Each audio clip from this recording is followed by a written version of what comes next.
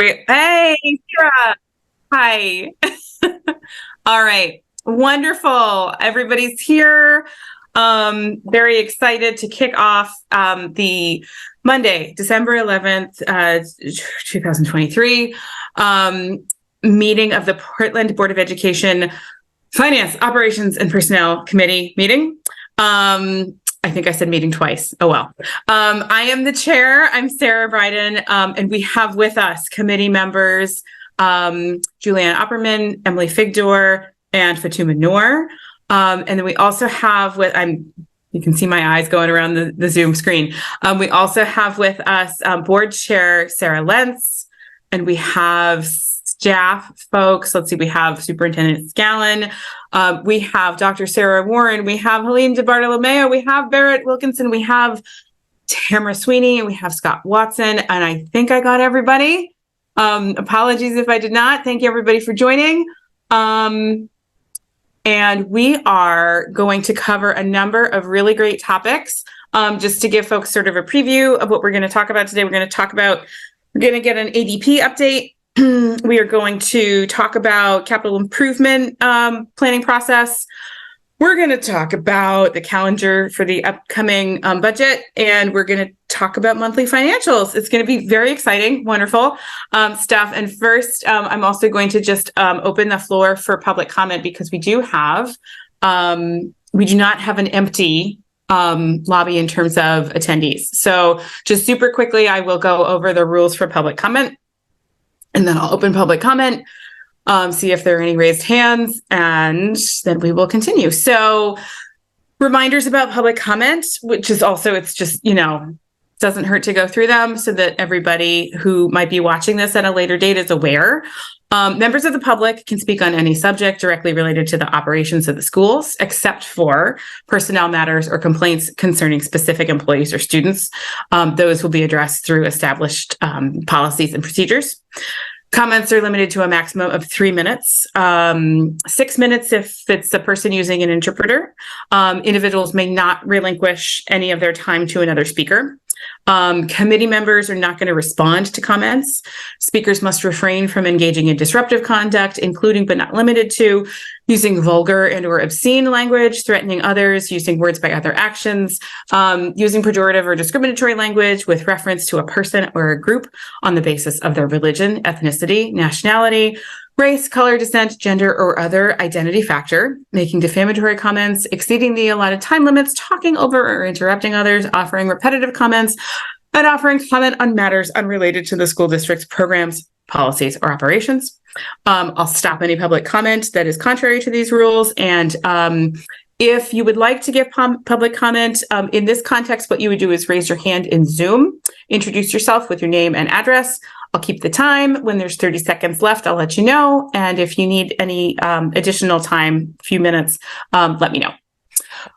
Okay, so do we have anybody who would like to give public comment? Checking the attendee list. I am seeing no hands raised. So I am going to close public comment. We just had a nice little refresher for everybody. And we will move on to our agenda. Thank you for your patience. So Superintendent Scallon, I will turn it over to you to kick off the conversation about ADP. There we go. Thank you. Today has been an exciting day. As we know, we are making a transition to a new payroll system. As I'm pulling that up, we are very much in the starting phases of launching ADP with our employees. So this has been a multi-month initiative to make the transition from our old system into our new one. And part of that transition has been about moving millions of pieces of data and making sure that it's clean and set up, as well as making sure that the system is built in a way so that things that are right now manual processes can happen automatically. And so I'm going to pass the conversation over here to Barrett. Barrett's team and the leadership he has around HR, and then Helene in finance have really been steering this. And so we launched it with employees today and are excited to share with you those updates. Let me try this again now. Well, I can start talking while Ryan gets slides up, but just to share that the big headline is that we're on track, but it's a huge undertaking, as is any large system shift like this. So we are cautiously optimistic, I think is the phrase we would use, about how things are progressing. And so Ryan, you can just jump to that next slide, which is the overall timeline. So it's probably unlikely it's going to be a perfect transition, but we're doing our best to think about you can go back all aspects of what this looks like. So in terms of the timeline, there it is. We are just past our training week for leadership and ADP ambassadors. So we asked all school and site leaders to identify a few extra folks to get deeper training around the ADP system so that they can help support folks at their various sites. So we did a series of trainings last week. We did a bunch of office hours for people. We did deep training with leadership. And got all of those folks into the system early just so they could go through the registration process, because that's really the first big push. So this morning, right around noon, we sent out a reminder email to all staff, like today's the day, and then started to enroll people. I didn't check right before this meeting, but I checked a few minutes before, and we were at like 45% folks had already registered. So that is a great start for the first few hours of registration being open.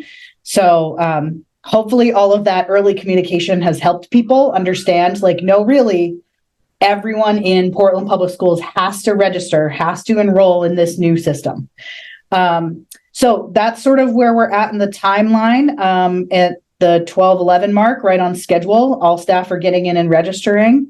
We have a few folks that we will be sending out follow-up communication to, as they might have joined us more recently. So a few little hiccups there, but nothing insurmountable. And all of this leads into our first payroll in the new system, which will be right at the end of this calendar year through the early January. So Ryan, you can go ahead. So I know some of you have actually already registered who are on this, but just for context, so everyone knows what we're talking about, ADP Workforce Now is the payroll and HR benefits system we'll be transitioning to. It has some incredible features that are really going to advance things for our system, and hopefully make it much easier for hourly folks to account for time, because that has been a very cumbersome process, honestly. Can hop ahead one more, Ryan. So in ADP, all of our employees are going to be able to see all kinds of key information that they might need, including their pay statements, if they need to update their direct deposit, and then also to manage their timesheets for hourly folks, and request time off for everyone. All of that will happen through ADP. It also has some really great features that I am thrilled about as the HR lead. That's going to allow us to go paperless for a lot of our onboarding, make it a much smoother process for both incoming employees as well as the HR team, just in terms of that management of information that needs to happen really to welcome someone new in. So as I mentioned, you can jump ahead one more, Ryan. As I mentioned, we asked for ADP ambassadors to be rollout support. And they're really doing just a couple of things here in this initial phase, which is just helping advocate about the changes. This is happening. It's real. When you get that email that says you need to register for ADP, you need to do something.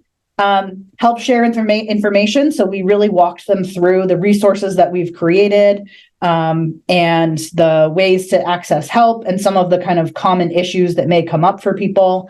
And so they're really the folks in each site who are able to help support registration. So say I went to register and I had some issue, I got the email. and I work at a school, tomorrow I could go in and talk to my ADP ambassador, who a lot of times is a lead secretary, administrator. There's a couple of teachers who are ambassadors. I would know who's the ambassador at my site, and I could talk to them and say, hey, what do you think? What should I do? And they're going to help, kind of navigate through what to do. And if anyone has a problem, to follow through and do a help desk ticket, which I'll talk about before I close. So in terms of the process, you can go ahead, Ryan. So this happened this morning. All staff received their ADP system prompt. They use their own information to connect to their Portland Public Schools account. And we're asking them initially to check 3 things. Well, one is that they get in, but check that their name, location, and pay are the initial steps that we're asking them to look at to make sure those things look accurate. And if they don't, to fill out a help desk ticket. But really, that's it. We've created a whole staff website that you can check out. If you are on our website and you hover on the staff dropdown, it's one of the kind of highlighted links. And so that takes you to this website we've put up that has all of the information about the shift, frequently asked questions, really nice enrollment graphic, which I don't know if you want to click on, Ryan, but looks great, kind of walks people through the exact process. And all of that's linked on the website. And so really, that's it. That's the first phase of rollout that we're in. But it's a big one. So if you go ahead, Ryan, I mean, we have over 1,600 people who need to do this enrollment step for 1221. So we're in great shape today, already at 45% with those early adopters. Love them for it. But it is a big undertaking. The other details that will be added before the end of the month will be, more information for people on their accruals, any stipends they hold, and things like that. And then we are going to populate our website with additional kind of micro training videos for people that'll be asynchronous, like quick 1 or 2 minute things like, here's how you enter time. Here's how you request vacation. Here's how you request a sick day. Here's what to do if you were late clocking in and what you need to do to make sure your manager still approves your time. So we're going to do all of that in the coming weeks, but really are trying to have everyone focused on enrollment. And because we want to have as smooth a process as possible to manage the update of data, because we know there's going to be some things with a system shift like this, we know there's going to be some things that are missing. And so we've created a specific help desk ticket in addition to our kind of standing payroll ticket. So Ryan, again, you can go ahead for my last 2 slides. So we have a specific payroll ticket folks can fill out. This is just for context for you all, where they go to a payroll concern, and then the next slide shows we have 2 specific ADP focused things. So I can't get in, or when I get in, my data is wrong. It shows that I work at a school instead of showing that Ryan is my supervisor. So those are the 2 things we've really set up to really support people through the process. And then we are going to kind of manage that daily. So that's it for me in terms of the quick overview. Happy to take a few questions, but just wanted you all to have the context of where we're at. It is big. I will not lie to you. It felt a little anxious as I was like inviting all of our employees, clicking send on that. I know Helene was too. But then we, immediately we're seeing, positive returns of folks getting in and having no issue. So I'm feeling pretty pleased here at the end of the day as all that's coming together. So I don't know if I forgot anything, Ryan or Helene, that you'd want to add to that. Yeah, let me just jump in and add 2 pieces before we open it up to a couple of quick questions. First, while we're asking folks to confirm title, who approves you or who you report to, and then your rate of pay. The reason we're doing just those 3 things at first is 1, we don't actually expect a ton of issues with them. So it's not that. It is actually that in ADP, everything's interconnected. Yeah. And so the next phase of it is loading accruals, right? Your sick and vacation days and stipends. And how that information goes in some cases, depends on the role that you're in. And so we want to make sure that that first piece is right. And so the way we've been talking about it with our leaders is around this 3-2-1-1 piece, right? So the first 3 things to check right now, and you could do it as board members as well, is what's my title, what's my pay, and who do I report to? December 24th, you can check 2 things, your accruals and any stipends you get. Then on January 4th, you can check your benefits. And then on January 12th, you check your first pay stub. And so it's all intended to just build up to that. And again, because they're interdependent, we just want to make sure that we take the time to get that right as we're going through this. And so just wanted to say that. And then the other piece is, Barrett talked a little bit about this. Any change of this nature will naturally have hiccups, right? We have a very complex payroll system with a number of one-offs, right? And so actually in our employment group, I would guess that there are probably 8 different ways that folks accrue sick days or vacation days. And so it's possible that as we've done all of this testing with ADP, we just didn't catch one. And so we anticipate that there will be some of those hiccups as we go through this. And so that's why we have the tickets. That's why we're really thinking about what does support look like for that first pay run, the second pay run, to make sure that as quickly as possible, we're able to correct any of the challenges that we face. And so I think we feel cautiously optimistic and know that there will be some challenges. And so, Chair, if you want to share anything or open it up to questions, we're up for that. Helps to unmute. Okay. So ordinarily I let others ask questions and then I ask my questions at the end, but I'm not seeing any hands right now. So I do have 2 quick questions. And then certainly others are welcome to raise a quick hand and ask a quick question. So my first question, and I'm pretty sure I know the answer to this, but just for the benefit of anybody who's watching and might watch the recording later, these materials are going to go up on board docs after the meeting, right? Okay, super. Right. Wonderful. And then my other actual question is to do with so I am so excited to hear that 40 some odd % of staff has already enrolled. Like, that's amazing. And I'm just familiar with, large groups of people. There's always the early adopters.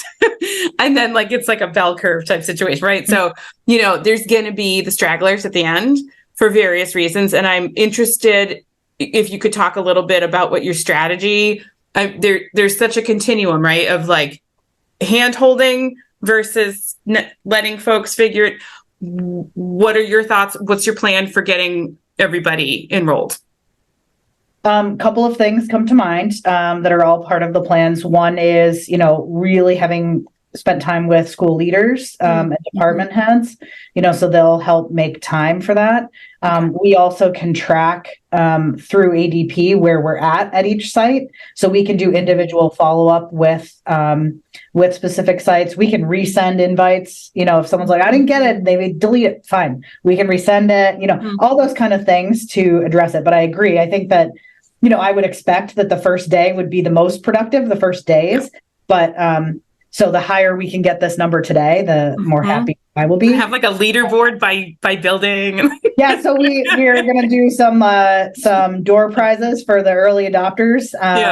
The first person at each site, we're going to try and do a thank you for, and then kind of, push it out that way. So, but then we really are going to rely on our site leads to say, hey, I have Tamara on here. I can say, hey, Tamara, I'm missing, these 2 people from facilities. Can you help me? And inevitably she's going to be like, absolutely.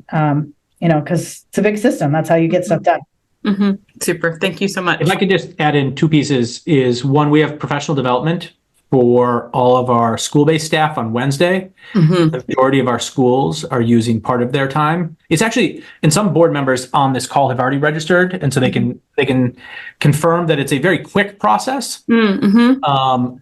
And so schools are setting aside time on Wednesday to help folks register. And then also Barrett's team in partnership with Grace and with Tamara are also going to support for Oh, thank you. staff who may not be predominantly English speaking. Mhm. And so the great news about ADP is that you can change your home screen to be whatever language you are most comfortable in, but we are also providing language support in the enrollment process as well. Thank you for mentioning that. That was in my mind.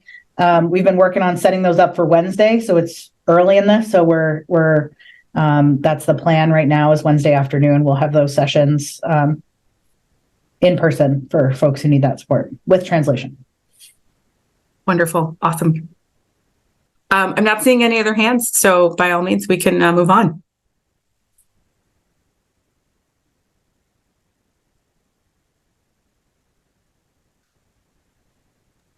You know, I thought it'd be great if I helped drive the slides because I wasn't presenting, but tonight just does not seem to be working very well for me on muting and unmuting myself, so I apologize. The second part of the meeting is to talk about our SIP process, right? Our capital improvements project, our capital improvements process. And so we're fortunate to be joined by Dr. Warren and our director, Sweeney, and assistant director, Watson, who's going to walk us through not only where are we at, but also what is the process and what's the timeline for this year. This is also really helpful conversation to have because as we all know that we will have a difficult budget season this year. And so thinking about how any type of capital improvement both potentially alleviates a piece of that as well as adds to it in the long term are both there. And so with that, I will pass it over. Am I passing it to Dr. Warren? Am I passing it to? Yes, I will start us off. Great. And I just, so two things. So we're still seeing the help desk drop-down menu slide.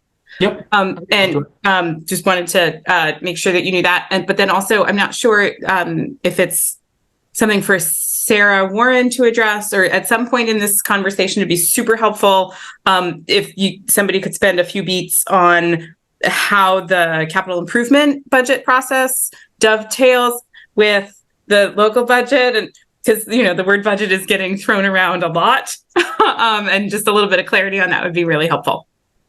Yep, I think we'll cover both naturally. Awesome, thank you. Great.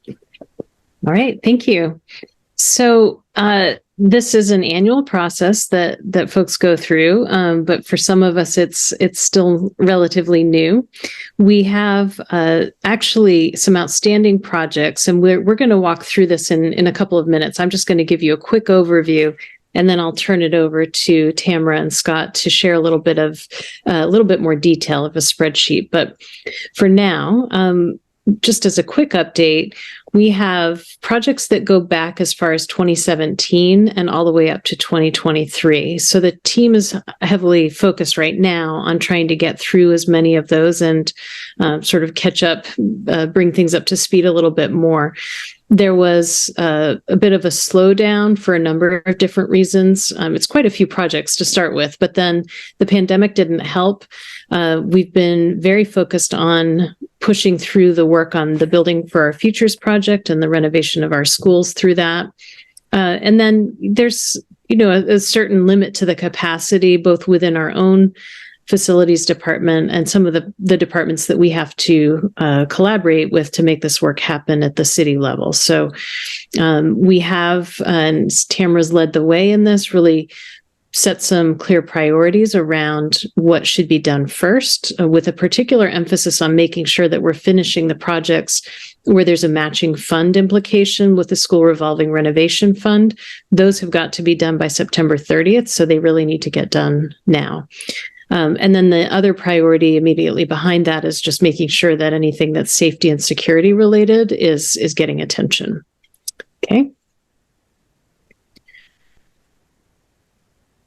So So as we look forward and we think about what new asks we may want to put out there, we have talked this through as a team and as a cabinet and really agreed that we need to stay focused on things that keep our students and our staff safe, secure, and healthy in our school and office environments. And then the other piece is just making sure that the frame, the building envelope is safe and that our heating, ventilation, and air conditioning systems are in good shape.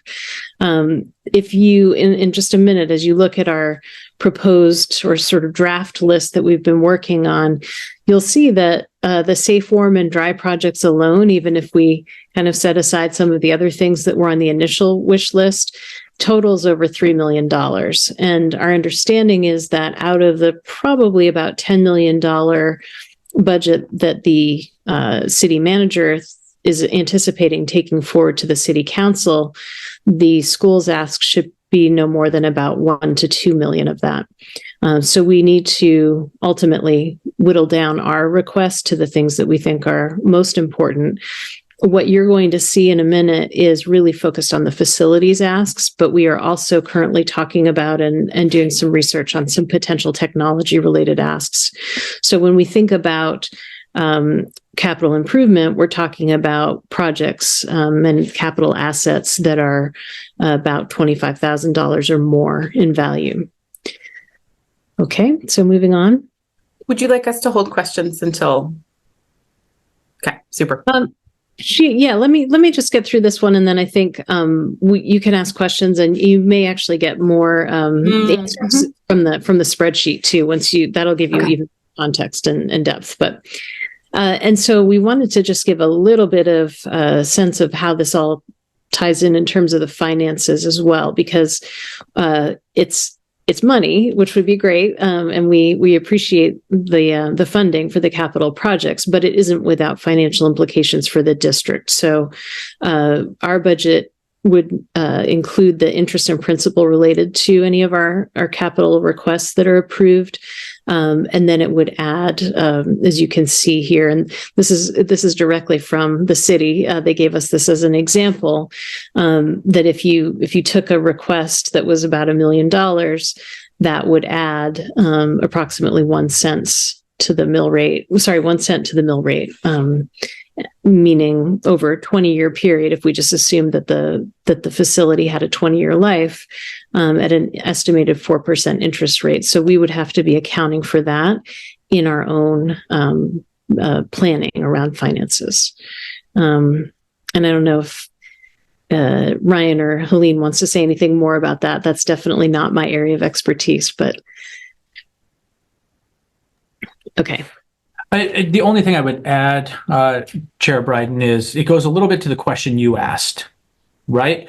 Which is there's advantages at points of bonding and taking something to debt, right? When it is something that has an extended lifetime, right? This is the same idea on which you would purchase a house with a mortgage, right? It makes sense to spread out that cost over the usable life.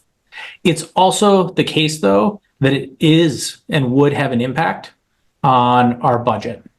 And so it is not that the city is paying for and covering these. It is more to be thought of that they are providing a service to us of doing the bonding and including it in the larger city package. And so that is how I would think about it on this. One of the questions that we'll get to and why we want to present to you the full sort of gamut of work is there are things that we're still working on from 2017. And so we've been paying interest on that work. And so there's always a question about how do we stack this work? And are there things that because of urgency, we want to put in and do in the next year? And where are there things that it makes sense to put on the list in the future? And so that's what this committee really needs to help provide us guidance on as we think about this and the impact that it has on the overall budget. So we'll just show you the timeline for how this plays out over the next few months, and then we can pause for a minute for any questions, and then we'll have the team show you the sort of draft list and where we are on those existing projects. So the next thing up would be your vote, which would be in January on the 8th, and then from this committee, our proposal would go to the school board for a vote on January 16th. And then our proposal goes to the city council and it gets incorporated by the city manager into the broader city ask and plan. And that goes to the city council committee reviews. The dates aren't definitive yet, but we understand that they plan to do it in late January and early February right now. And then ultimately it would go to the city council for approval, which is currently expected to be in March. Okay, so let me pause there and see what other questions there may be or thoughts. Yeah, thank you, Sarah. Board Member Figdor, thanks for your patience. Go ahead. Thank you. I look forward to seeing the list, but I'm concerned about and I understand that we have a backlog of projects and how critical it is that we move through that list and those projects and get them done, and also that we have only so much capacity. However, we in 2016, 2017, when we had a comprehensive analysis done of our facility needs, it was determined that we had $321 million in capital needs over 20 years. And if we literally take on $1 to $2 million of those projects, it's going to take us, someone can do the math, many more years. And the needs, when you look, when you look at the needs of the schools, the needs of the facilities, they're tremendous. We stepped back from how much we moved forward in the last year or two with smaller CIP requests because of the backlog in projects, which means that our needs are continuing to get unmet. And then I do, this idea that the city is going to have about a $10 million CIP and that we're asked to put in a CIP for $1 to $2 million. If you think of the footprint of the school's facilities in the city, it's tremendous. And so the idea that we're getting such a small percent of the CIP is not the way that it should work and not a way that we should run our city. The school has a very large footprint in the city and we have huge facility needs. So I understand all that we're balancing. I really want to encourage us to go forward with to do the most work on our facilities that we can see through. And so I hope that that we can have that conversation tonight and in the next few weeks as we consider this proposal. Thank you. Board Member Opperman, go ahead.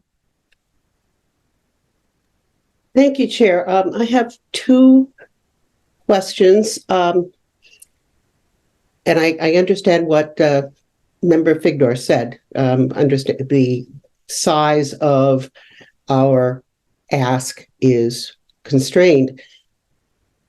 Does our ask, if we did 2 million or 3 million, what does, then correct me if I'm wrong, but that adds to the tax rate, correct?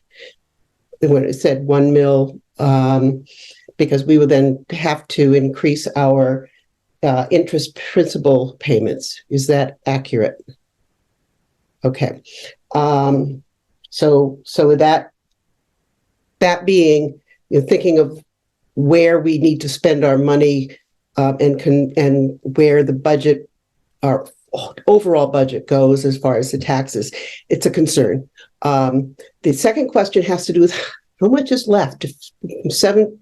How far are we to finishing 17 or 18 or 20, 23 projects? Are they large? I mean, some of them are related to buildings, but I just wondered what the progress do we anticipate? Are we going to be having the similar backlog discussion next December?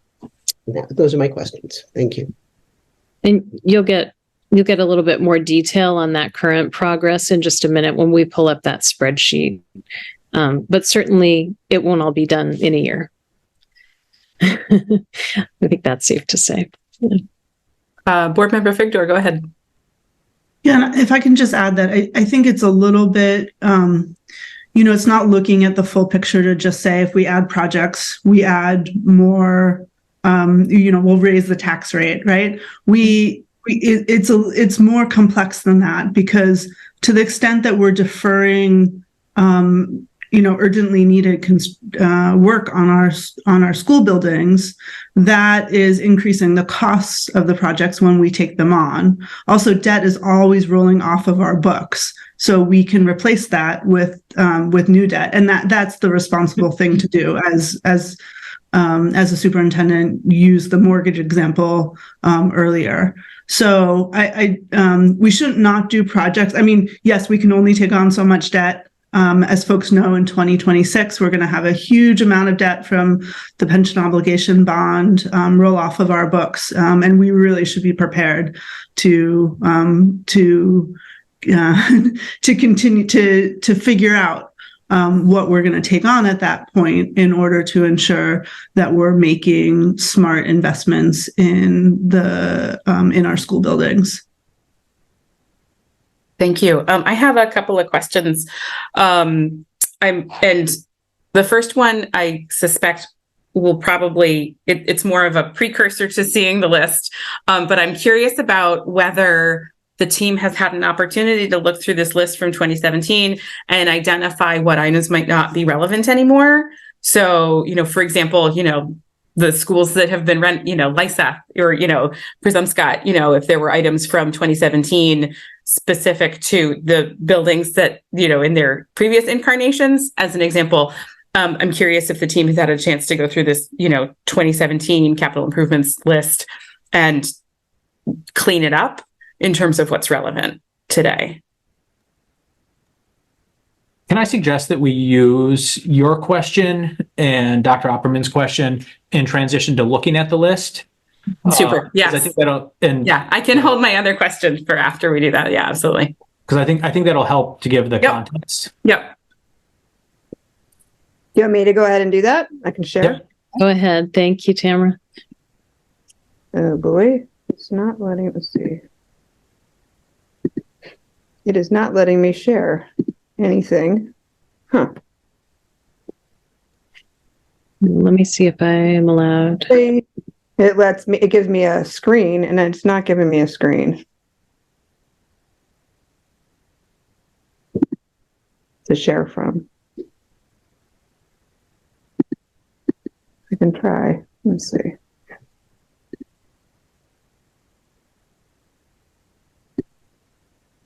No. It is not wanting, it's not letting me. Sarah, are you able to share it? It is not letting me do it.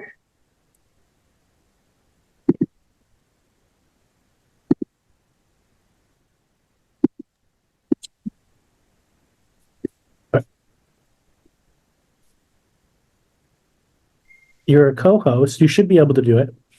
Yeah, I don't know. It's like, wait, hold on a second, maybe.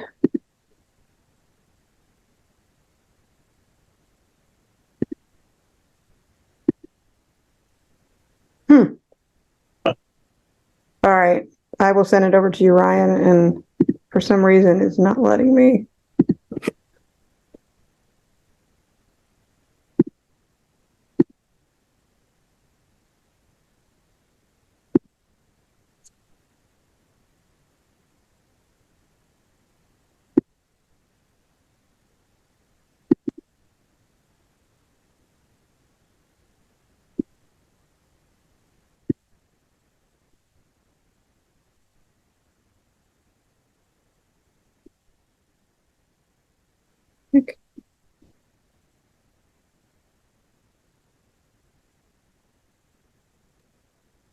Tamara, I have you up on the screen now. Okay, sorry about that. For some reason, my computer is not working like. No problem. No problem. Good problem solving team. I'm trying to get there. I can't even see you guys now. I am like I was having that trouble too. Do you want me to? I can start, Oh, Tamara. wait. All right. I think I'm sorry. Apologize. All right. I think I'm there now. Okay. Sorry about that.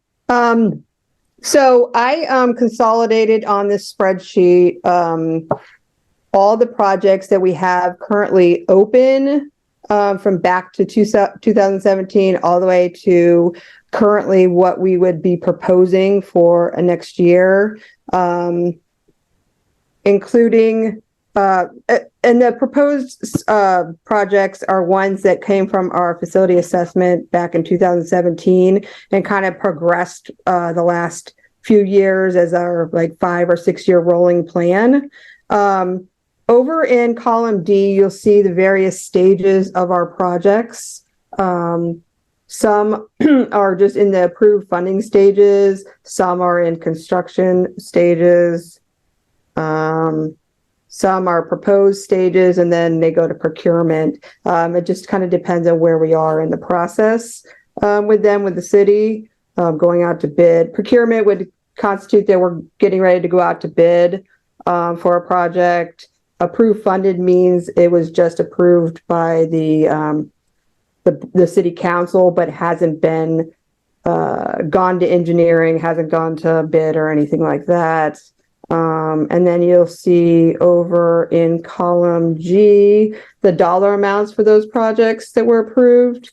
I can go through them one by one, but I think you get a general idea of the projects that we have outstanding. I kind of listed them by school, so you can get an idea of what is still in the queue. Like, for example, Lincoln Middle School, the ADA project's in the design phase. We're getting ready to go out to bid on that very shortly. Most of the ADA projects are part of the SRF funding, so those are our first priorities right now, as we have limited time to get those projects done so that we can have that 30% savings from the state. If you want to, anybody have any questions on the like general all the projects that we have outstanding and the ones currently proposed? We have another slide another tab that we'll go to that are the ones we're proposing for this coming year. Yeah, so I was gonna, and I think I just spotted the answer to my question, because so I'm looking at what you're sharing, and I was interested in learning more about how you're factoring in the safe, warm, and dry criteria, but then I saw there's another tab. So can you confirm that what we're looking at right now is like the big list, and then the next tab that we're going to look at is like what you're recommending that we move forward with next, like this year, correct? Yep. Okay, thank you. Board Member Opperman, go ahead. Thank you. My question has to do with engineering, and I remember the same CIP conversation a year ago, and engineering was brought up. We are, for all of those lovely approved funded pieces, they have not reached the design phase, or they've not gone through engineering. Is that correct? That would be correct. Okay, and how much of a drag is engineer? I mean, time into them to time out from them. It depends on how, it depends on the project, of course. I would say a couple months for sure. I'm currently working on the Portland High School facade, and that took a couple months for all the engineering work and design work. Yeah. I just was wondering if since we're moving through the city engineers, correct? Or do we have a separate group of engineers that we're working with? They give me recommendations. They have the ones under contract that I usually go to, and then it's pretty easy from there for me to have. It's about specking. It's like it's now that I have Scott on my team, we're hoping to be able to nail some more of these projects in the design phase and the engineering phase. Thank you very much. Board Chair Lentz, go ahead. Yeah, just 2 quick questions to help with my understanding. So anything that's marked red and proposed, is there a chance that it would not be approved? Or is everything on this spreadsheet going to happen at some point? the proposed reds were ones that were like on the last, year from our assessment, like our rolling plan. And I put them in here, but then back on the safe, warm and dry tab, we went by safe, warm and dry on which ones were actually, because all the proposed ones here add up to like, I think it was like 5 or 6 million. Okay, that's helpful. And then the estimates in column G, is that from the 2017 assessment or is that today dollars? That's approved dollars. That's approved dollars. Okay, thank you. And so I'm Board Chair Lentz, was that all? Okay, super. So I'm realizing that I have an additional question. At the next time we see this information, could we have the status values, the approved, funded, proposed, procurement, construction, whatever, like at the top or the bottom, shown in order, so that because you were sort of because this stuff backwards and forwards, and you were talking about how something would move along the path. That'd be super helpful to have like a key or a legend. The next time we're looking at this, that'd be really, really helpful. Any other questions before we move on? All right, here we go. Go ahead. Sarah, or Ryan, can you click over to safe, warm and dry?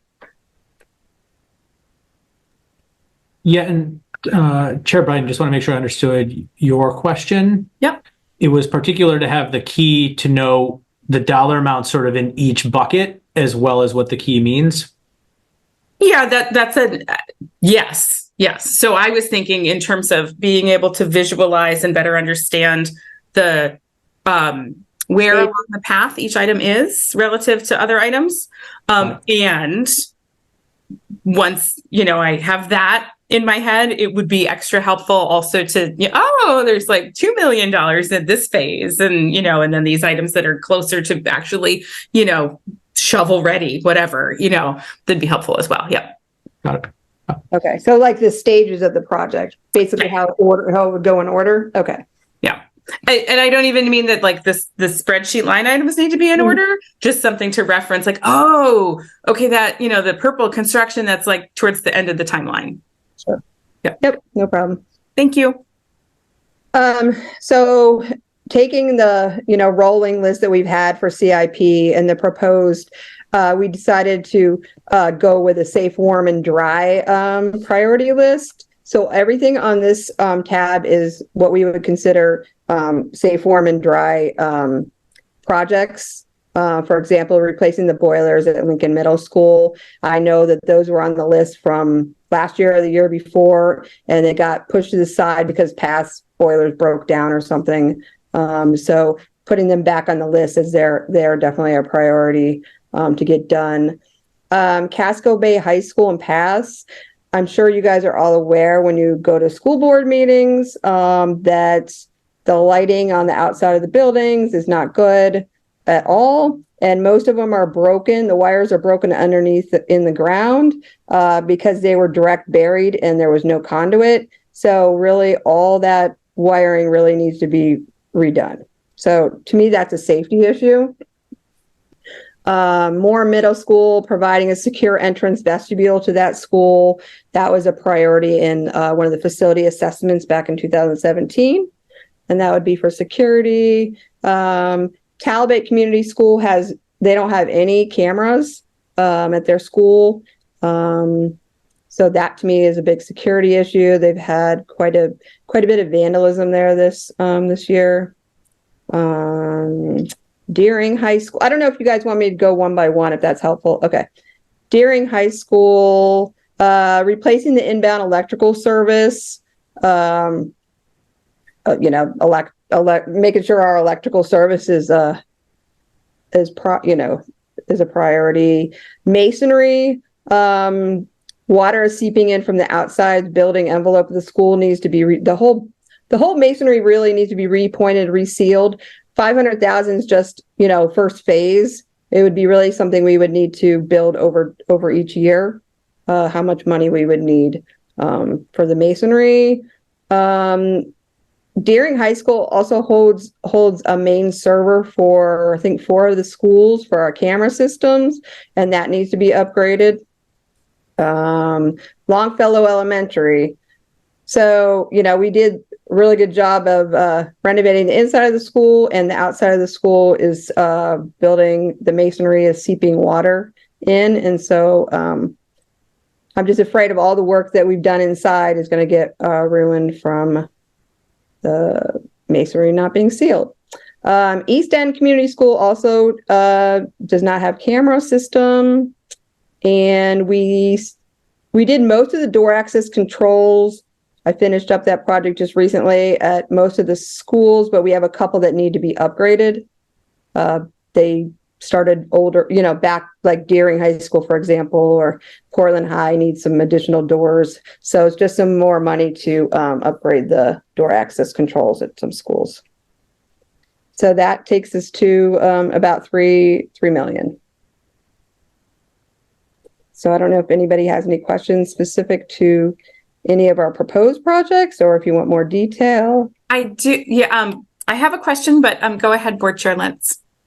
I was just curious if there were any ADA projects that are still remaining that are getting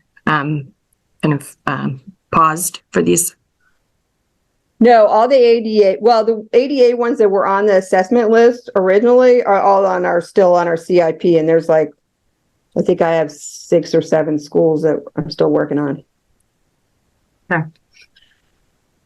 So my question is, so the top of the list, the Lincoln boilers, I'm assuming that's repair of existing boilers or replace. Okay. So my question, and this is a bigger question, than it's, I'm curious about how, as a team, we are looking at opportunities to upgrade and potentially spend more money now to save money later. Like, for example, like heat pumps. I'm curious about whether we've explored things like that. Whether it would be replacing the boilers with boilers that continue to use whatever they use, or invest in heat pumps that cost less to use over time. That sort of analysis. I'm wondering if that has happened. I don't believe it has, but I think that heat pumps. I don't know if our infrastructure of our schools could support that amount of heat, like the amount of heat pumps we're talking. Mm-hmm. I would, but I'm not an HVAC expert, so that would have to be somebody else that would analyze that. I am not sure. I don't know. I think boilers, they still consider them more efficient for that big of a school and stuff. I'm not sure. Mm-hmm. I would have to lead that to Sure. HVAC. Yeah. Okay. Board Member Figdor, go ahead.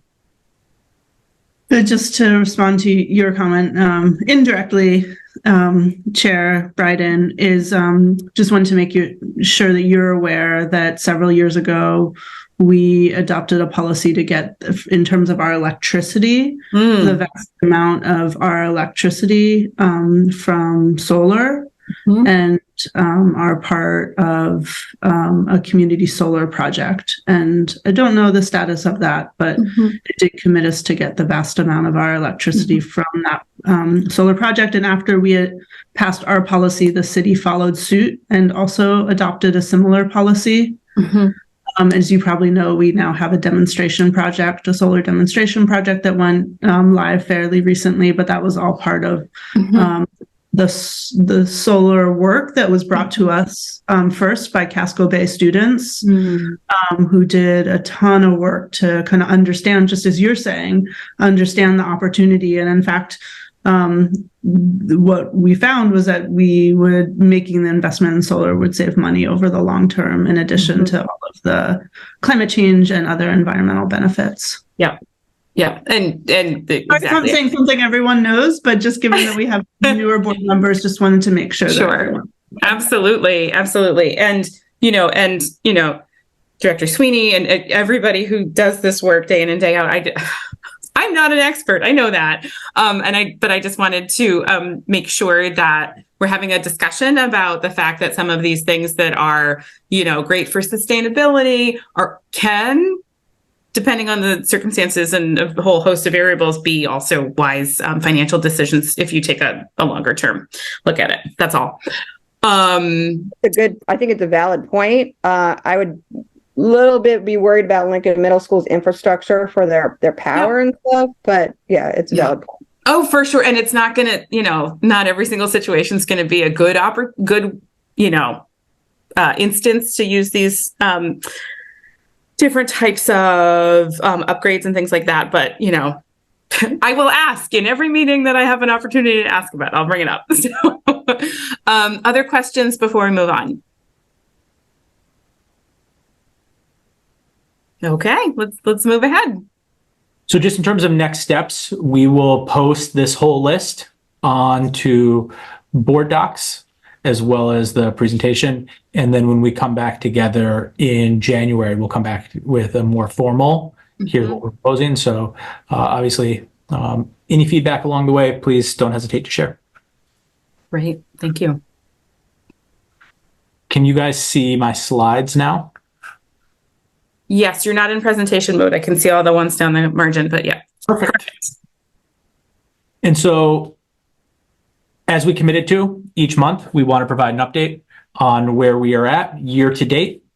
And also as we are fully into planning and preparing for budget, talk through the calendar, with the caveat being that as much as we finalize our own budget at the district, we still need to work with our city partners around some of the hearings and the dates on those, and the city is not final on those yet.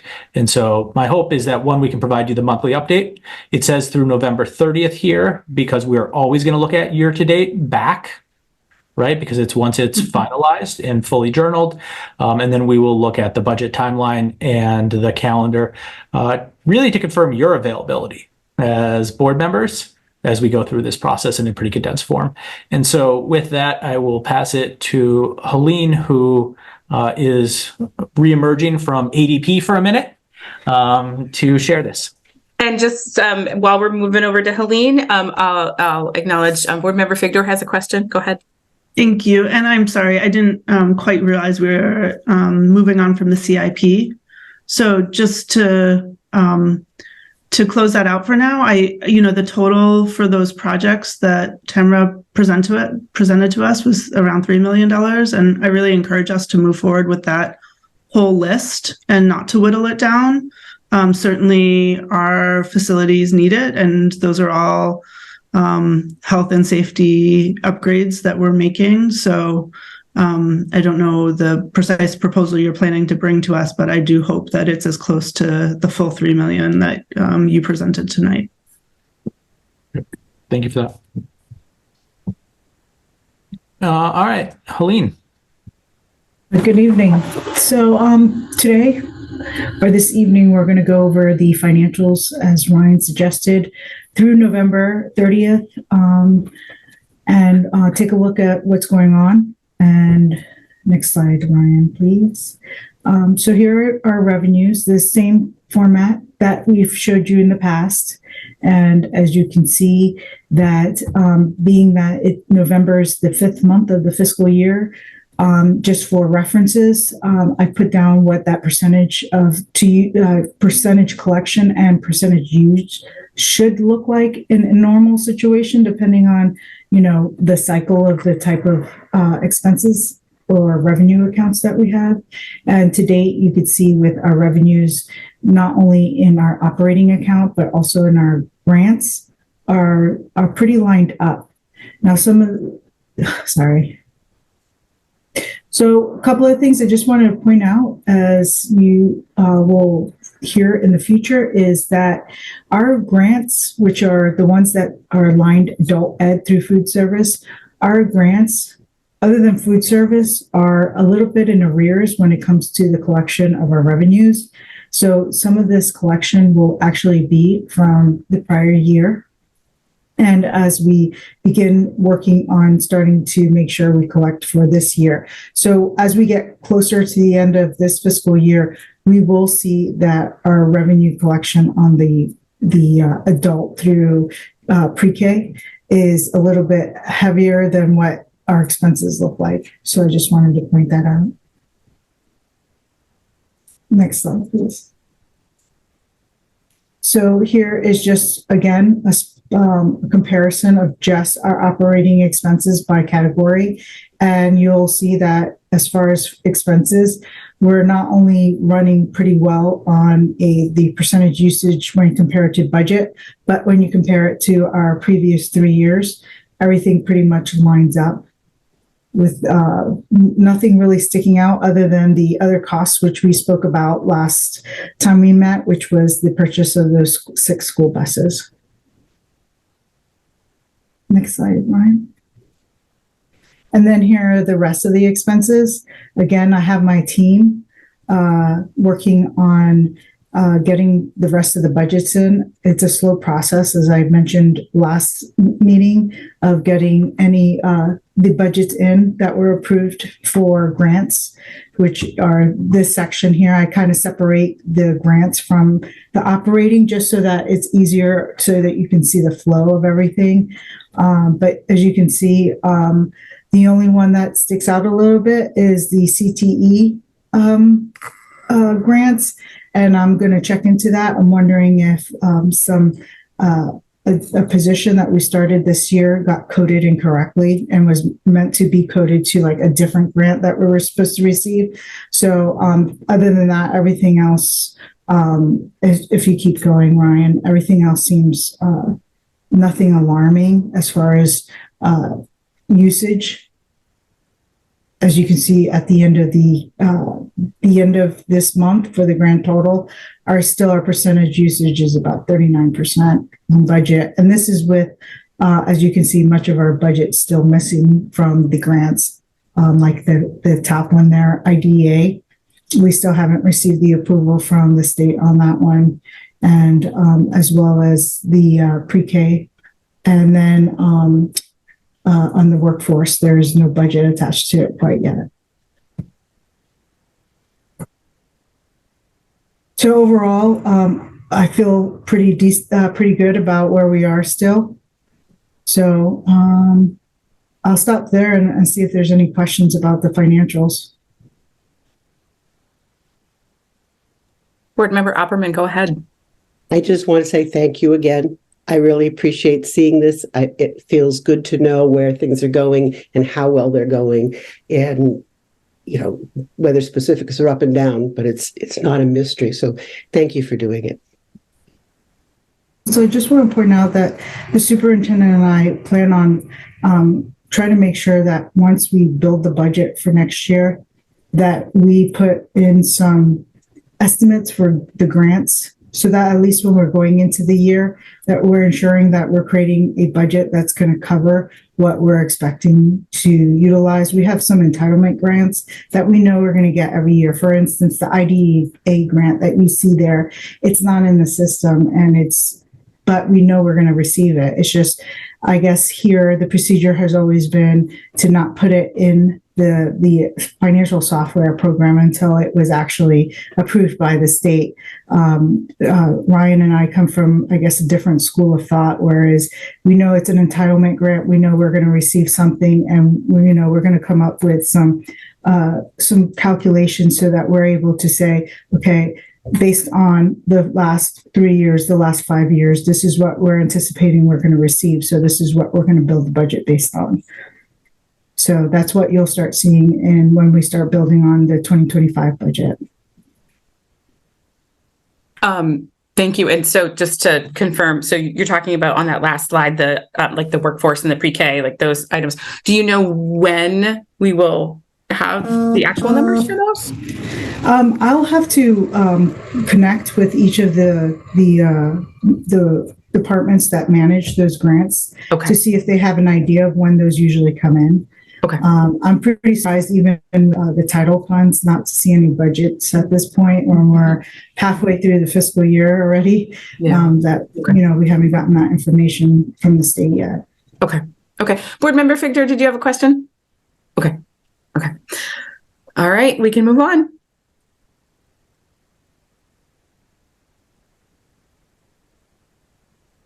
Pauline, do you want me to share for the calendar as well?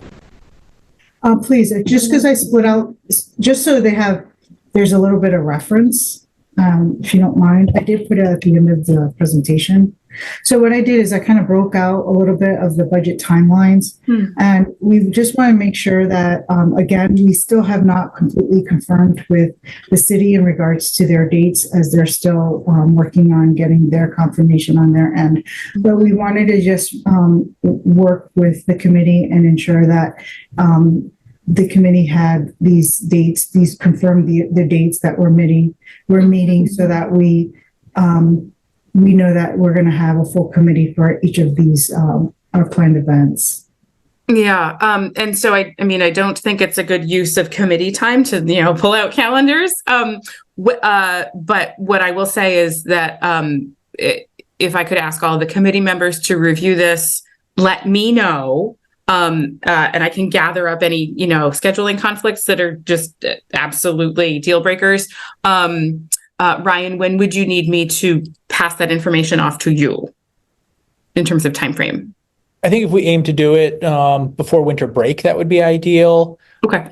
If folks need a little bit longer, I don't think there's anything really pressing. Okay. I was thinking like this week. Oh, yeah, that'd be fine. Okay. Board Member Figdor, go ahead. I'm just wondering if Kate can send us calendar invites for all of these meetings if it hasn't yet happened. I think that's absolutely a great, I don't, Kate's amazing. So I don't doubt that would happen, but I think if I'm following the conversation correctly right now, we're just like looking at whether there are any of these dates that need to get modified based on availability, correct? Yes, that's Okay. the intent. This is basically still a draft. Yes, Okay. only because still since the city hasn't quite given us confirmed their dates Sure. for it, we figured this was a really good time to make sure that these dates are going to work for us before we try to finalize those last sets of dates for everybody else. Yep. Okay. Super. Okay. So I'll put out a target or aspirational deadline of the end of this week. If folks could please if committee members could please take a look at this, review your own calendars, and let me know if there are any of these meeting days and times that you would not be able to join. And then I will gather all that up. And Ryan, I'll let you know next week about that. And so will this draft calendar, hopefully with draft on it, go into board docs as well? Yep, it's part of the same slide deck. Okay, super. It's all right there. Okay. Super. Other questions?